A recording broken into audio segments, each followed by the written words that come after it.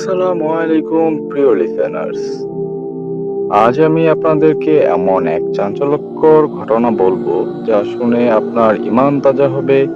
এই ঘটনাটি ঘটেছিল ইন্দোনেশিয়ায়, যেখানে এক যুবককে ডাক্তাররা মৃত ঘোষণা করেছিলেন, কিন্তু তিনি তিন দিন পর জীবিত ফিরে এবং যা বললেন তা শুনে সবাই কাঁপতে শুরু করলো।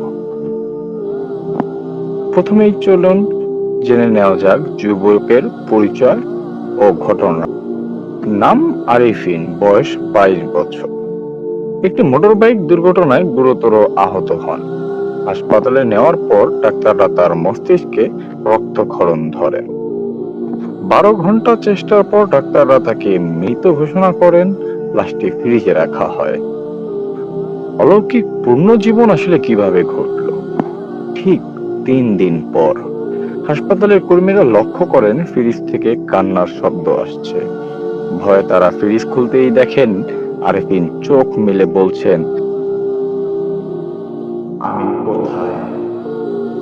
ডাক্তাররা পরীক্ষা করে দেখেন তার শরীরে কোনো ক্ষতি নেই, এমনকি দুর্ঘটনার চিহ্নও মুছে গেছে। আরিফিনের বর্ণনা অনুযায়ী তিনি বলেন, মৃত্যুর পর তাকে আলম বারজাখ অর্থাৎ কবরের জীবন দেখানো হয়েছিল। 2 ফেরেশতা মুনকার ও নাকির তাকে প্রশ্ন করেছিলেন, তোমার রব কে, নবী কে? তিনি সঠিক উত্তর দিলে ফেরেশতারা বলেন, তোমার সময় এখনো শেষ হয়নি। এরপর তিনি একটি উজ্জ্বল আলো দেখেন এবং জেগে ওঠেন। হাসপাতালের সিসিটিভি ফুটেজ এবং ডাক্তারদের সাক্ষাৎকারের মিডিয়ায় ছড়িয়ে পড়ে। স্থানীয় আলেমরা এটিকে আল্লাহর নিদর্শন বলে ঘোষণা করেন।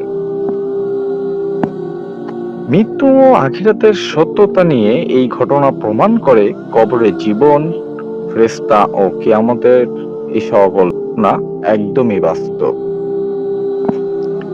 তওবা ও ইবাদতের তাগিদ অনুযায়ী আরিফিন জীবনে ফিরে প্রথমেই সালাত ও কোরআন পড়া শুরু করেন।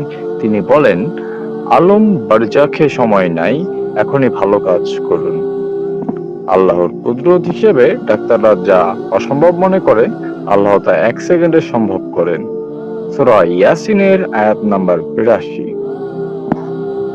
প্রিয় ভাই ও বোনেরা, এই ঘটনাটা শুধু একটি মিরাকল নয়, এটি আল্লাহর পক্ষ থেকে একটি চিরন্তন বার্তা। হয়তো আমরা আজই মারা যাব, কিন্তু আমাদের আমলনামা থেমে যাবে না।